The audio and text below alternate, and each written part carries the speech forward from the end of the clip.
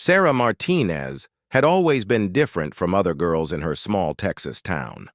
While her classmates spent their weekends at the mall or gossiping about boys, Sarah could be found at the local community center, teaching self-defense classes to women who had nowhere else to turn. Her passion for helping others protect themselves came from a dark place in her past, one she rarely spoke about.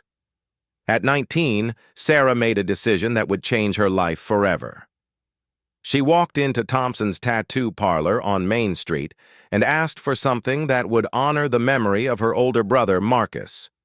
Marcus had been a Navy SEAL who died in Afghanistan when Sarah was just 16. The loss had shattered her family and left Sarah feeling lost and angry at the world. The tattoo artist, an old man named Bill Thompson, who had served in Vietnam, listened carefully as Sarah explained what she wanted. She showed him a photograph of her brother in his military dress uniform, pointing to the insignia on his chest. Bill nodded solemnly and got to work. The process took 4 hours, and when it was finished, Sarah had a perfect replica of a Navy SEAL trident tattooed on her left shoulder blade. Bill had done the tattoo for free, refusing to take payment from the sister of a fallen hero. He made Sarah promise to take care of it and to always remember what it represented. Sarah left the parlor that day feeling closer to her brother than she had since his death. 3 years later, Sarah found herself starting a new job at Henderson Manufacturing, a large factory that produced parts for military vehicles. She needed the work to pay for her nursing school tuition, and the company paid well for hard-working people. Sarah was assigned to the assembly line in Building C, where she would be working alongside 20 other employees. From her first day, Sarah could tell that fitting in would be challenging. The factory floor was dominated by men who had worked together for years, and they treated newcomers with suspicion. Sarah was not only new, but also young, female, and clearly educated. She spoke differently than most of her co-workers and carried herself with a confidence that some found threatening. During her lunch break on the second day, Sarah was sitting alone at a corner table when she overheard 2 workers talking loudly nearby. Jim Kowalski, a burly man in his 40s with graying hair, was telling his friend Tony about something he had seen the day before. "You should have seen it, Tony. This new girl, the young one with the dark hair, she was changing her safety vest in the locker area. I caught a glimpse of some kind of military tattoo on her back. Looked like she was trying to play soldier or something." Tony laughed and shook his head. "What is it with these kids these days? They all want to pretend they're heroes. Probably got it because she thought it looked cool or tough." Sarah felt her face burn with anger, but she stayed quiet and continued eating her sandwich. She had learned long ago that responding to comments like these usually made things worse, but as the days passed, the comments became more frequent and more pointed. Jim seemed to take particular pleasure in making jokes about Sarah's tattoo whenever he thought she could hear. During morning briefings, he would make comments about wannabe soldiers and stolen valor. When the supervisor assigned Sarah to work on a project involving military vehicle parts, Jim loudly wondered if she thought her fake military tattoo qualified her for the job. Other workers began joining in, encouraged by Jim's boldness. They would make comments about how Sarah probably got the tattoo to impress boys or to make herself look tough. Some suggested she was disrespecting real military members by wearing their symbols. The harassment was constant, but subtle enough that Sarah knew complaining to management would be difficult. Sarah's work performance remained excellent despite the hostile environment. She was quick to learn new procedures, never missed a day, and often stayed late to help meet production deadlines. Her supervisor, Mrs. Chen, noticed her dedication and began giving her more responsibility. This only made the harassment worse, as some workers resented that the new girl with the fake tattoo was advancing faster than people who had worked there for years. The situation reached a breaking point on a particularly stressful Friday in November. The factory was behind on a major military contract, and everyone was working overtime to meet the deadline. Tensions were high and tempers were short. Sarah was operating a precision drill that required intense concentration when she heard Jim's voice behind her. "Hey, Martinez, maybe you should use your special military training to make that thing go faster. Oh, wait, I forgot. You just have the tattoo, not the training." Several workers laughed, and Sarah felt her concentration slip. She made a small error that would require her to restart the entire piece she had been working on. The mistake would cost the team about 30 minutes of work, and Sarah knew she would hear about it from everyone. "Great job, soldier girl," Jim called out. "Maybe next time stick to what you actually know how to do." Sarah took a deep breath and restarted her work. She had dealt with worse than this during her brother's funeral, when some people in town had questioned whether Marcus had really died as a hero or had made mistakes that got him killed. She had learned to keep her emotions in check and focus on what was important. But the comments continued throughout the day. During the afternoon break, Sarah overheard a group of workers discussing her tattoo and debating whether it was illegal for civilians to get military tattoos. One worker suggested that someone should report her to the authorities for impersonating a service member. Sarah finally had enough. She walked over to the group and spoke in a calm, clear voice. "I can hear what you're saying about my tattoo. If you have questions about it, you can ask me directly instead of talking behind my back." Jim turned around with a smirk on his face. "All right, I'll ask you directly. Where did you serve? What unit were you in? Because that tattoo on your back is a Navy SEAL trident, and I know for a fact that no woman has ever been a Navy SEAL." The other workers gathered around, sensing drama. Sarah felt her heart pounding, but she kept her voice steady. "You're right. I was never a Navy SEAL. I never claimed to be." "Then why are you wearing their symbol?" Jim demanded. "Do you think it's some kind of fashion statement? Do you know what those men go through to earn that insignia?" Sarah felt tears starting to form in her eyes, but she refused to let them fall. "Yes, I know what they go through. My brother earned that insignia before he died in Afghanistan 3 years ago." The group fell silent for a moment, but Jim wasn't finished. "So you got a tattoo of your brother's insignia? That's even worse. You're not him, and you didn't earn it. It's stolen valor, plain and simple." Other workers began nodding and murmuring agreement. Sarah realized that explaining herself wasn't going to change anything. These people had already decided she was wrong, and nothing she said would convince them otherwise. "I know I didn't earn it," Sarah said quietly. "I got it to honor my brother's memory. I'm sorry if that offends you." "It doesn't offend me," Jim replied. "It offends every real military member who had to earn their insignia the hard way. You should be ashamed of yourself." Sarah walked away from the group and returned to her workstation. She spent the rest of the day working in silence while whispered conversations continued around her. By the time her shift ended, word of the confrontation had spread throughout the factory. Sarah knew that Monday would bring even more harassment. As she walked to her car that evening, Sarah wondered if she should just quit and find another job. The money was good, and she needed it for school, but the constant stress was affecting her sleep and her ability to concentrate on her studies. She thought about her brother and wondered what he would want her to do. Marcus had always taught her to stand up for what was right, even when it was difficult. He had also taught her that some battles weren't worth fighting, and that sometimes the best strategy was to retreat and regroup. Sarah wasn't sure which situation this was. That weekend, Sarah called her mother in Texas to talk about what was happening at work. Her mother had been struggling with her own grief since Marcus's death, and Sarah usually tried to protect her from additional stress. But she needed advice from someone who understood what the tattoo meant to their family. Her mother listened to the whole story without interrupting. When Sarah finished, there was a long pause before her mother spoke.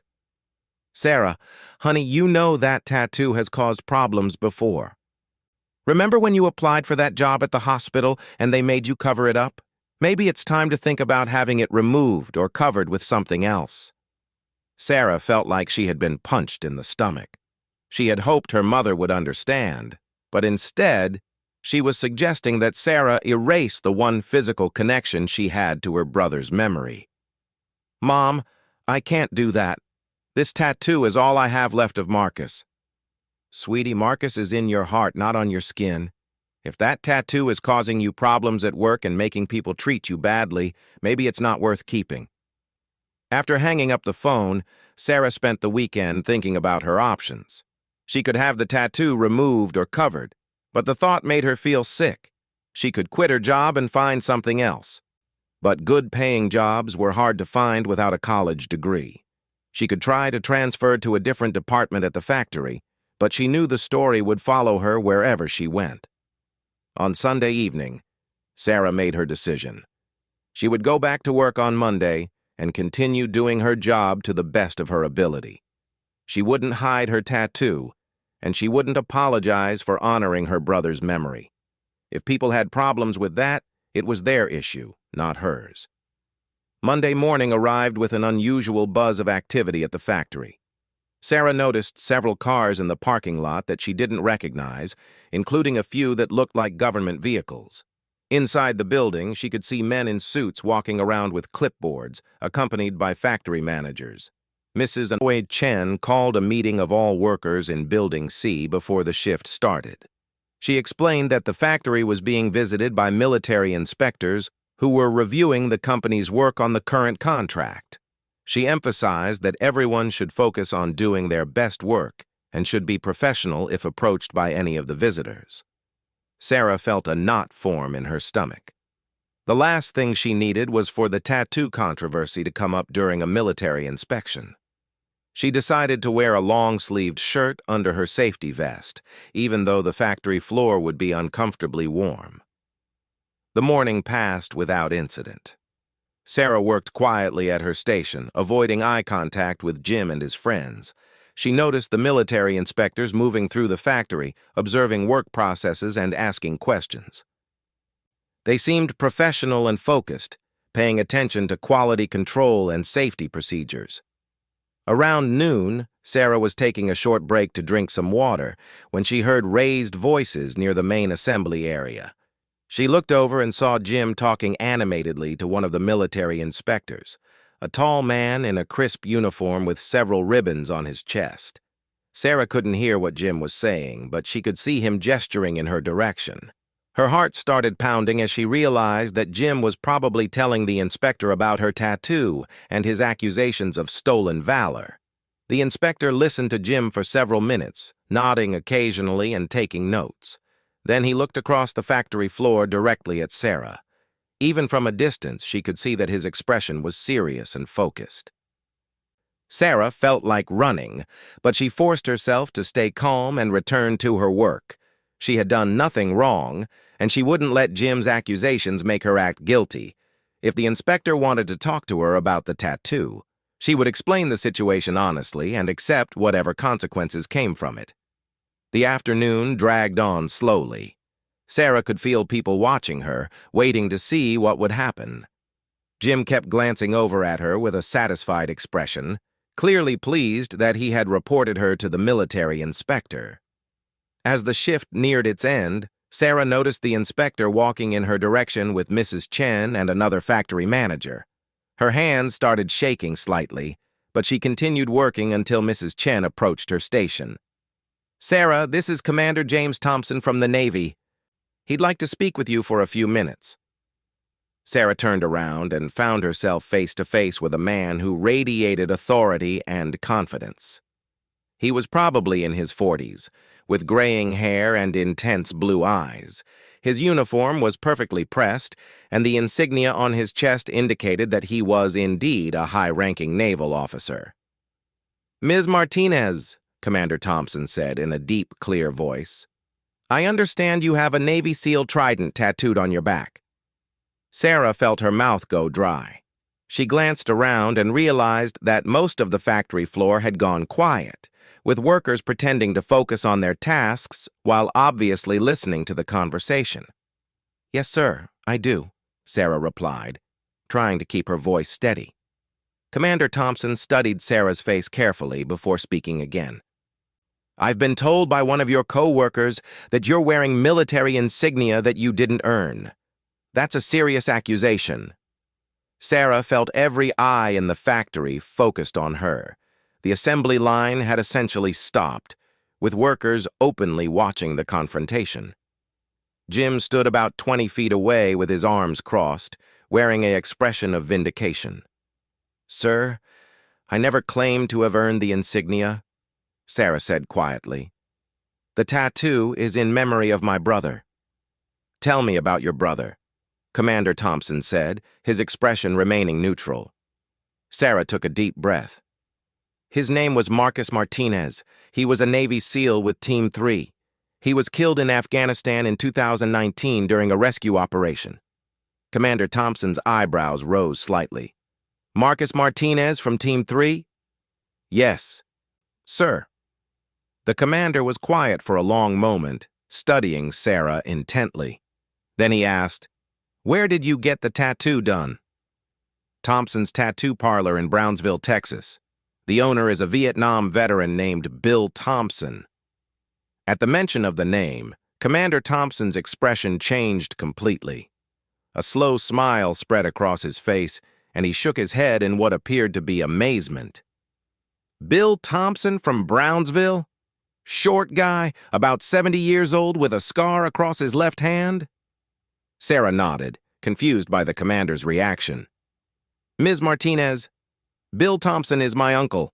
He's also the man who gave me my first tattoo when I graduated from SEAL training 25 years ago. Commander Thompson's voice had warmed considerably. If Uncle Bill gave you that tattoo, then he had a damn good reason for it. The factory floor erupted in whispers.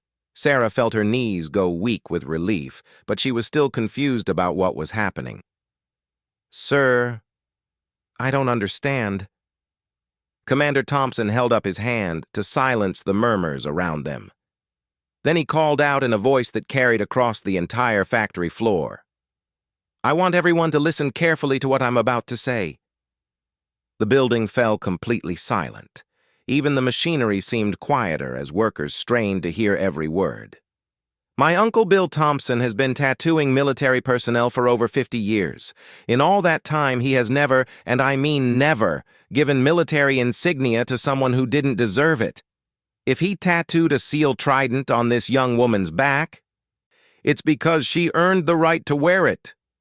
Jim's face had gone pale, but Commander Thompson wasn't finished.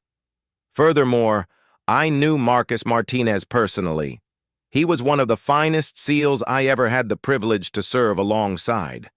He died saving the lives of 3 captured aid workers who were being held by Taliban forces. His actions during that mission were so heroic that he was posthumously awarded the Navy Cross. Sarah felt tears streaming down her face. She had never known the full details of how her brother died, only that he had been killed during a rescue operation. Commander Thompson turned back to Sarah. Ms. Martinez, your brother talked about you constantly. He was incredibly proud of you and your plans to become a nurse. He used to say that you had the same warrior spirit that made him a good SEAL, but that you channeled it into healing people instead of fighting. Sarah was crying openly now, no longer caring that the entire factory was watching. The night before his final mission, Marcus called me. He was worried about you, about how you were dealing with your father's death and the stress it was putting on your family. He asked me to look out for you if anything happened to him.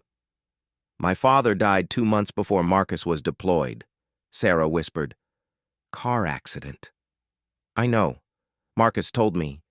He said you had been the strong one holding your family together, but that you were struggling with anger and grief. He was afraid you might do something destructive. Commander Thompson paused and looked around at the assembled workers. Instead, Marcus told me, you started teaching self-defense classes to help other women protect themselves. You turned your pain into purpose, just like the best warriors do. He turned back to Sarah. That's why Uncle Bill gave you that tattoo. It wasn't just to honor Marcus's memory.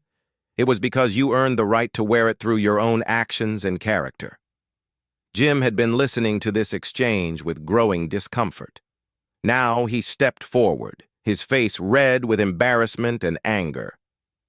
"Wait just a minute," Jim said loudly. "I don't care what anybody says. She's not a Navy SEAL. She didn't go through the training. She doesn't have the right to wear that insignia." Commander Thompson turned to face Jim with an expression that made several nearby workers take a step back. "And who exactly are you to make that determination?" the commander asked, his voice dangerously quiet. "I'm someone who respects what our military goes through," Jim replied, though his voice was less confident than before. "I don't think civilians should be wearing military insignia, period." "Did you serve in the military?" Commander Thompson asked. Jim's face got redder. "No, but that doesn't mean I can't have an opinion about this." "You're absolutely right. You can have any opinion you want. But let me share some facts with you." Commander Thompson's voice carried easily across the factory floor.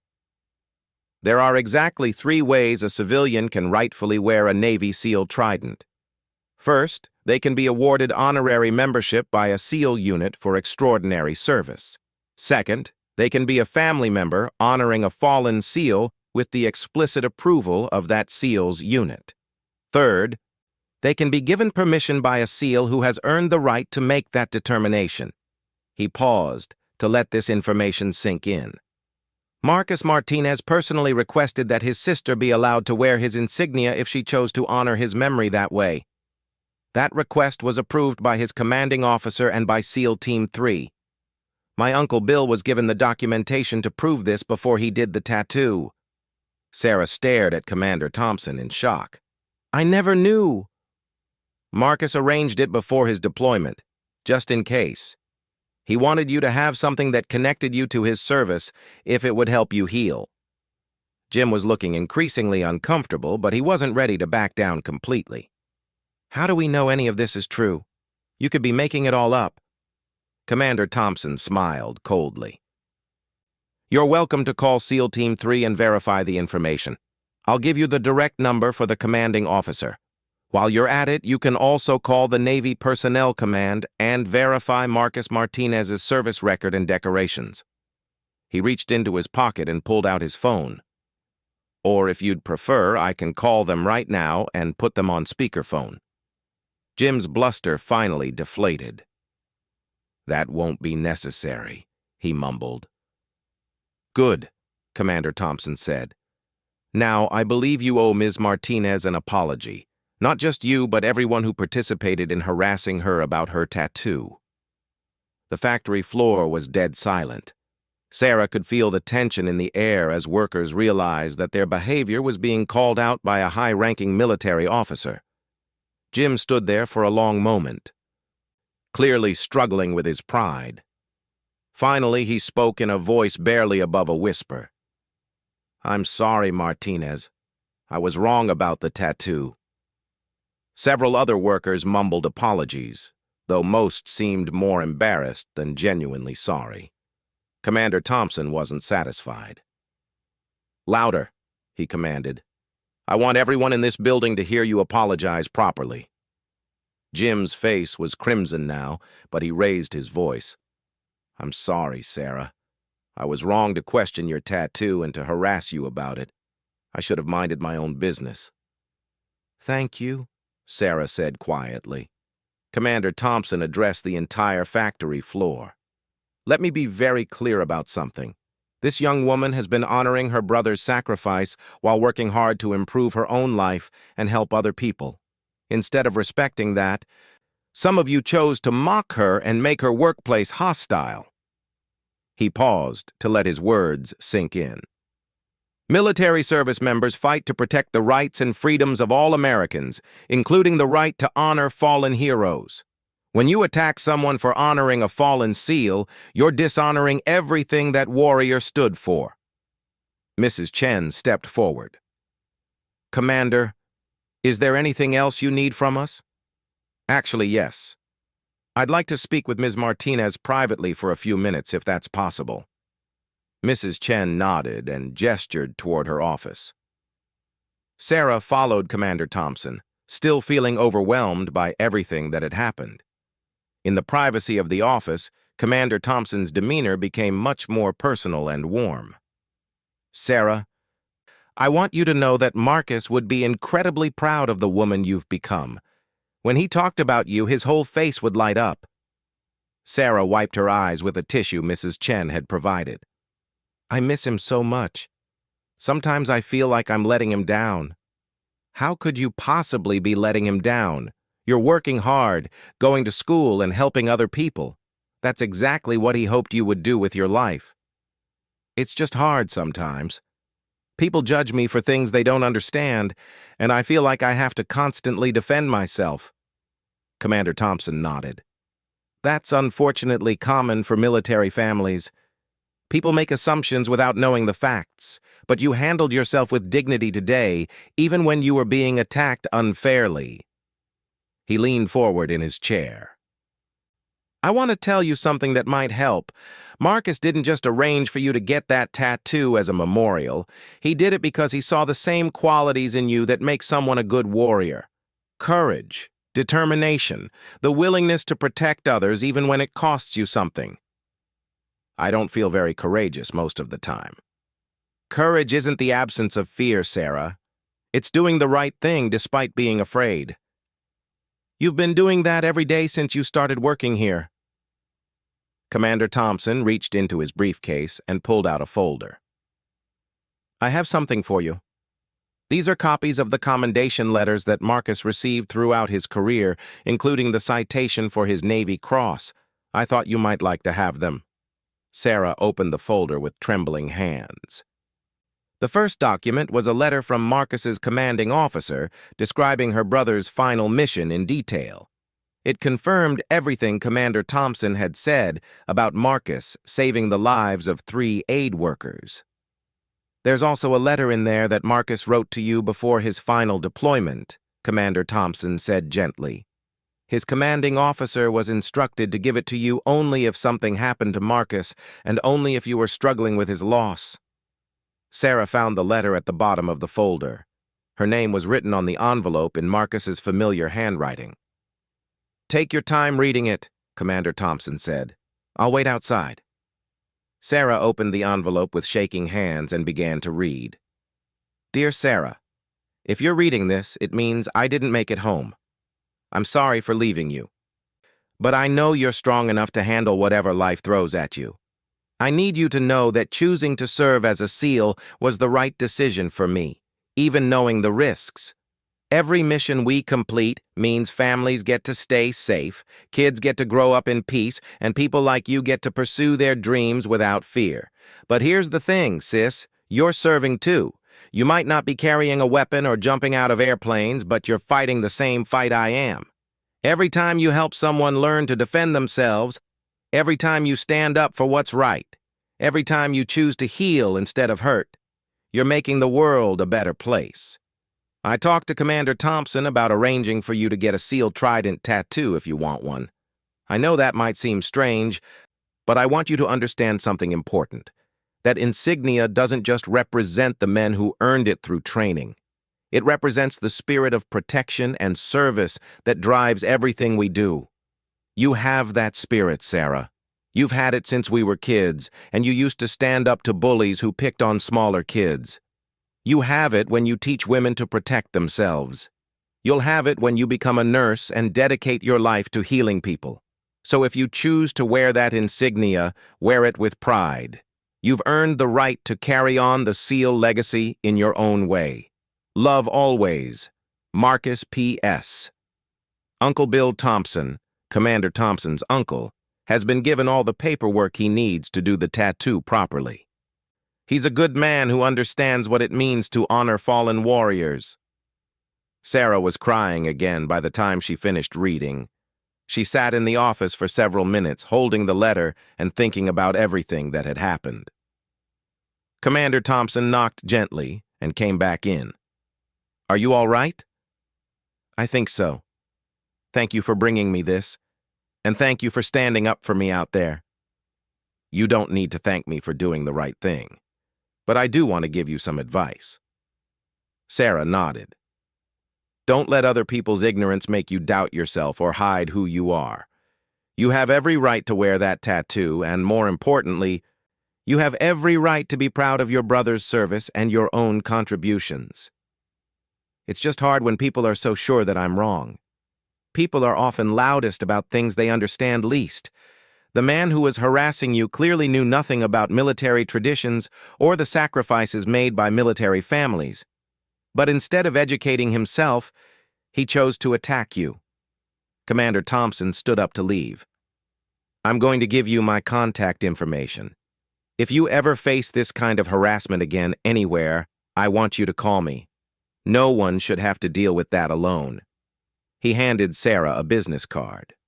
Also, I want you to know that SEAL Team 3 would be honored to have you visit sometime. Marcus's teammates would love to meet you and share some stories about your brother.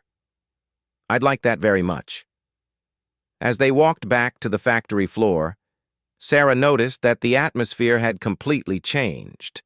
Workers who had been hostile or indifferent before now looked at her with something approaching respect. Some seemed embarrassed by their earlier behavior. Jim was nowhere to be seen, having apparently left early. Mrs. Chen later told Sarah that Jim had asked to be transferred to a different shift, saying he was uncomfortable working around Sarah after what had happened. The rest of Sarah's shift passed quietly. A few co-workers approached her to offer genuine apologies and to ask about her brother's service. For the first time since starting the job, Sarah felt like she might actually belong there. As she was leaving for the day, Tony, one of the workers who had participated in the harassment, stopped her in the parking lot. "Sarah, wait up," he called. Sarah tensed, not sure what to expect. "I just wanted to say I'm really sorry about how we treated you. We didn't know about your brother and we should have minded our own business anyway." "Thank you, Tony. That means a lot." "My nephew is in the Marines," Tony continued. "He's deployed overseas right now. After hearing about your brother today, I think I understand better what military families go through. It's not easy, but it's worth it when you know your family member is serving for something bigger than themselves." Tony nodded. "I'm going to talk to my nephew differently when he calls home. Thank you for helping me understand that." As Sarah drove home that evening, she reflected on everything that had happened. The day had started with her feeling isolated and under attack, but it had ended with validation and support she never expected to receive. She thought about Marcus's letter and his words about her serving in her own way. For the first time since his death, Sarah felt like she truly understood what he meant. She didn't need to be a Navy SEAL to carry on his legacy. She just needed to continue being the person he had always believed she was. When Sarah got home, she called her mother to tell her about the day's events. Her mother cried when Sarah read Marcus's letter over the phone. "I'm so sorry I suggested you should remove the tattoo," her mother said. "I didn't understand what it really meant." "It's okay, Mom. I didn't fully understand it either until today. I'm proud of you for standing up for yourself and for Marcus's memory. That took real courage." That night, Sarah looked at herself in the mirror and saw her tattoo differently than she ever had before. It wasn't just a memorial to her brother anymore. It was a symbol of her own strength, her own service, and her own commitment to making the world a better place. She thought about the nursing program she would be starting in a few months and the patients she would help heal. She thought about the women she taught in her self-defense classes and how much stronger and more confident they became. She thought about the impact she could have on the world by following her brother's example of service and sacrifice. For the first time in years, Sarah felt truly proud of who she was and what she represented. The tattoo on her back was no longer a source of pain or controversy. It was a reminder of her purpose and her power to make a difference in the world, just as Marcus had always believed she could. 6 months after Commander Thompson's visit to the factory, Sarah's life had transformed in ways she never could have imagined. The incident had become a turning point, not just in how others saw her, but in how she saw herself. Word of what happened at Henderson Manufacturing had spread throughout the small industrial community. The story of the young woman who had been vindicated by a Navy SEAL commander became local legend, told and retold in break rooms and bars across town. Sarah found herself recognized wherever she went, often by people who wanted to thank her for her brother's service or to share their own military family stories. The change at work had been dramatic. Mrs. Chen had promoted Sarah to a quality control supervisor position, recognizing both her excellent work and the respect she had earned from her co-workers. The new role came with better pay and more regular hours, which allowed Sarah to focus more effectively on her nursing school studies. More importantly, Sarah had become an unofficial advocate for military families at the factory. When new employees started who had military backgrounds, they were often introduced to Sarah as someone who would understand their experiences. She helped several veterans navigate the transition to civilian work life and connected them with resources they needed. The self-defense classes Sarah taught had also grown significantly. After the story of her confrontation with Jim spread, women from across the region began attending her classes. Many were military spouses who felt isolated and vulnerable while their partners were deployed.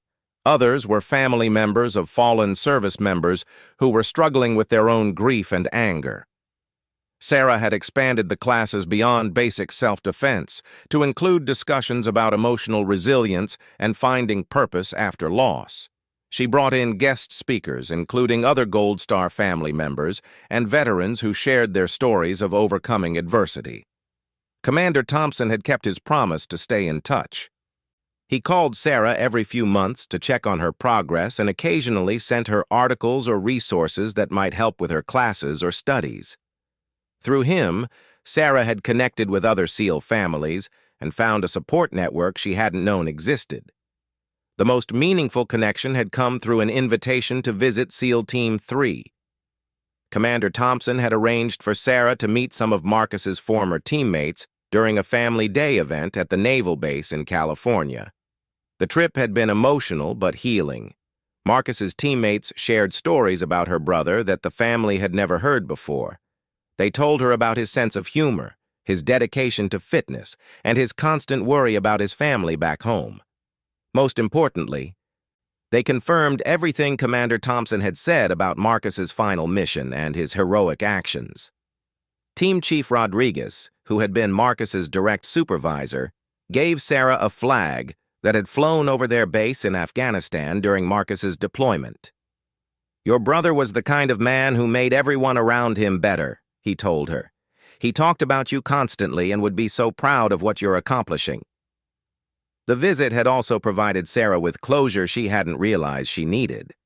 For 3 years, she had carried guilt about not being able to save her brother, somehow feeling responsible for his death because she hadn't been there to protect him.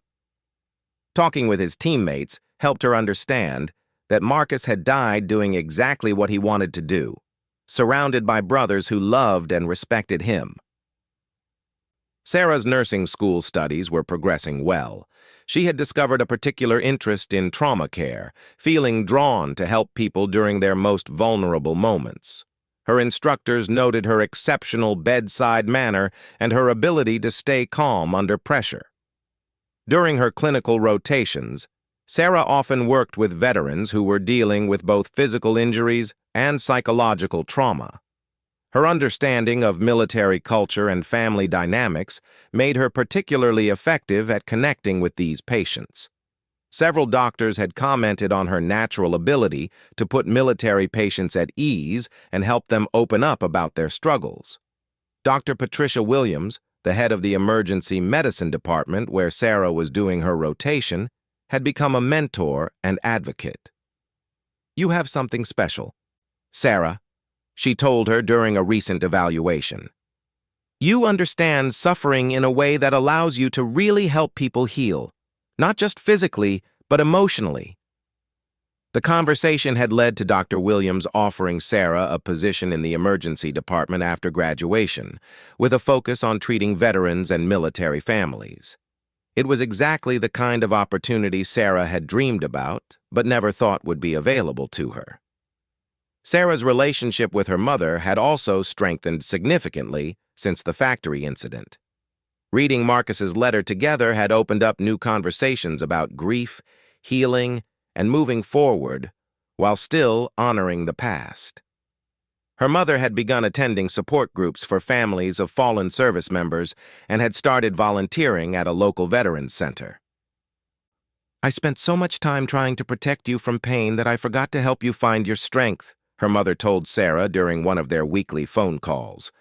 "Marcus saw your strength from the beginning. I'm sorry it took me so long to see it too." The anniversary of Marcus's death had always been a difficult time for Sarah, but this year felt different.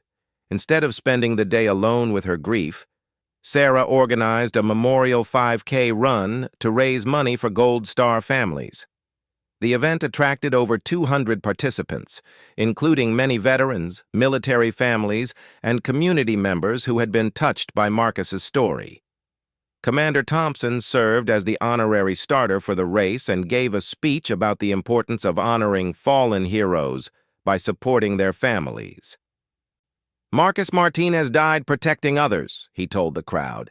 "Today, by supporting his sister's work with military families, we continue that mission of protection and service." The event raised over $15,000, which Sarah used to establish a scholarship fund for children of fallen service members who were pursuing careers in healthcare. She named it the Marcus Martinez Memorial Scholarship and worked with the local community college to administer it. At the scholarship ceremony, Sarah met Jennifer Walsh, whose father had been killed in Iraq when she was 12. Jennifer was now studying to become a paramedic and was one of the first recipients of the scholarship. "Your brother's story gave me hope when I was ready to give up on my dreams," Jennifer told Sarah. "Knowing that other people understood what it was like to lose a hero father made me feel less alone." Conversations like these reminded Sarah why her tattoo had been worth defending. It represented not just Marcus's sacrifice, but the ongoing commitment to help others that his death had inspired in her. Sarah's work at the factory had also evolved beyond her official job duties. She had become part of a company committee focused on improving workplace culture and preventing harassment. Her experience had led to new training programs about respecting diversity and understanding different backgrounds. The committee's work had attracted attention from other companies in the region, and Sarah was occasionally invited to speak at conferences about creating inclusive work environments.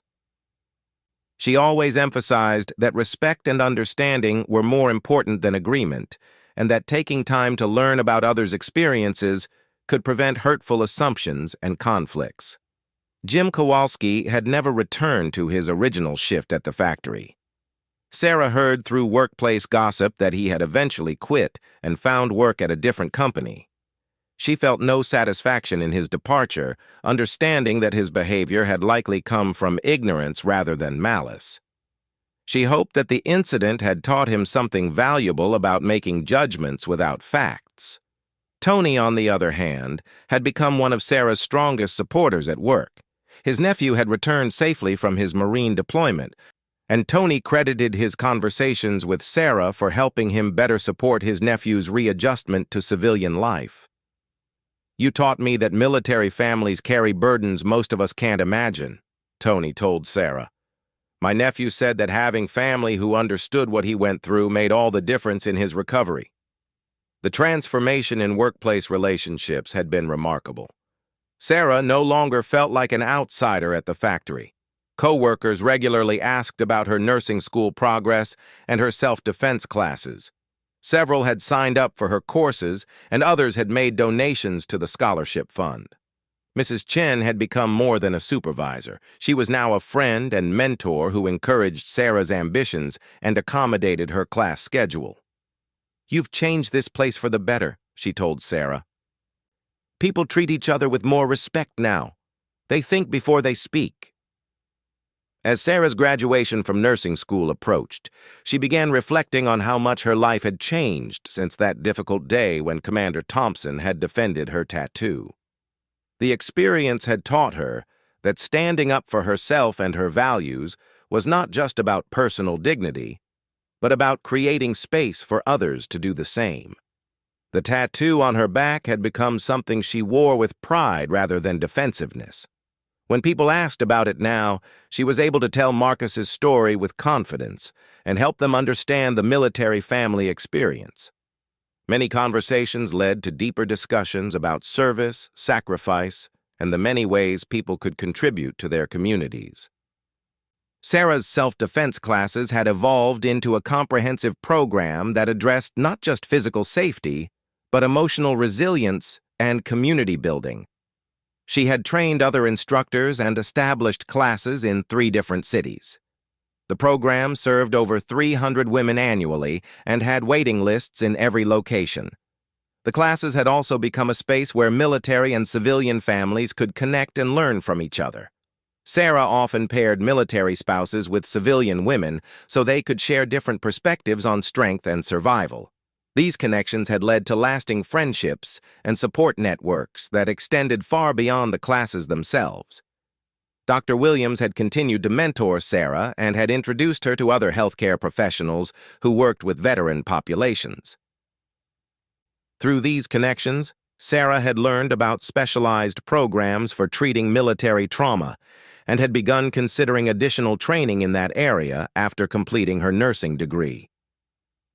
"You have a gift for understanding what veterans need," Dr. Williams told her. "But more than that, you have credibility with them because of your family's sacrifice. They trust you in a way that's hard to earn." The trust Dr. Williams described had become evident during Sarah's clinical rotations. Veterans often opened up to her about struggles they hadn't shared with other healthcare providers. They seemed to sense that she understood the military culture and the unique challenges faced by service members and their families. One patient, a former Army medic named David, had been particularly impacted by his conversations with Sarah. He had been struggling with survivor's guilt after losing several members of his unit in Afghanistan. Sarah had shared Marcus's letter with him, particularly the part about how different types of service all contributed to making the world safer. "Your brother was right," David told her. "I've been so focused on the lives I couldn't save that I forgot about all the lives I did save. You helped me remember that my service still matters, even though it didn't turn out the way I hoped." Conversations like these reinforced Sarah's belief that her path forward was the right one. She wasn't trying to become Marcus or replace him. She was honoring his memory by becoming the best version of herself and using her experiences to help others heal. Commander Thompson had recently visited Sarah's self-defense class and observed one of her sessions with military spouses. Afterward, he had approached her with an unexpected proposal. "Sarah, I've been watching your work with military families and I'm incredibly impressed. Have you ever considered developing a formal program that could be implemented on military bases?" The idea had never occurred to Sarah, but as Commander Thompson explained his vision, she realized it could be a natural extension of everything she was already doing. Military bases often struggled to provide adequate support for spouses and families, particularly in dealing with the stress and isolation of deployment cycles. "You understand both the military culture and the civilian perspective," Commander Thompson continued. "You could create something that bridges that gap and helps families build resilience together." The proposal would require Sarah to expand her vision beyond her local community, but it also represented an opportunity to honor Marcus's memory on a much larger scale. She asked Commander Thompson for time to consider the idea and to discuss it with her mentors and family. Her mother's response had been immediate and enthusiastic. "Marcus would be so proud to see his sister helping military families across the country. This is exactly the kind of impact he hoped you would have." Dr. Williams had been equally supportive, but had encouraged Sarah to think carefully about timing. "This is an incredible opportunity, but you want to make sure you're fully prepared before taking on something this significant. Consider completing your nursing degree and getting some experience first." Sarah had ultimately decided to move forward with developing a proposal for the base program while finishing nursing school. She would spend the summer after graduation working in Dr. Williams's emergency department to gain experience, then transition to implementing the military family program in the fall. The decision felt right in a way that went beyond logic.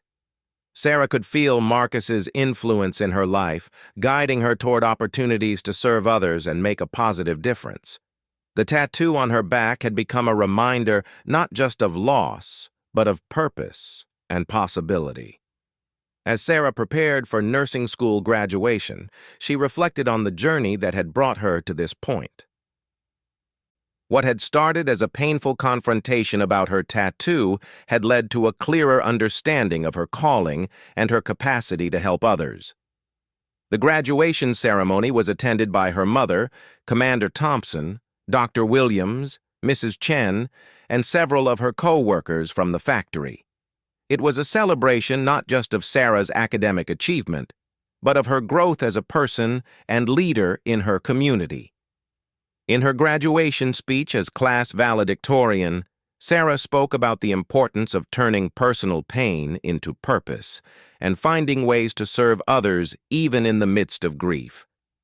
We all face moments when we have to choose between being defined by our losses or being empowered by them, she told her classmates. The choice we make in those moments determines not just our own future, but the impact we'll have on everyone whose lives we touch. After the ceremony, Commander Thompson presented Sarah with a special gift, a flag that had been flown over the Pentagon in honor of Marcus's service. This is for you to display in whatever office or facility you establish for your military family program, he told her. Marcus's legacy will live on through the lives you touch and the families you help heal. Looking at the flag, Sarah thought about the long journey from that day in the tattoo parlor when she had first gotten the seal trident inked on her back.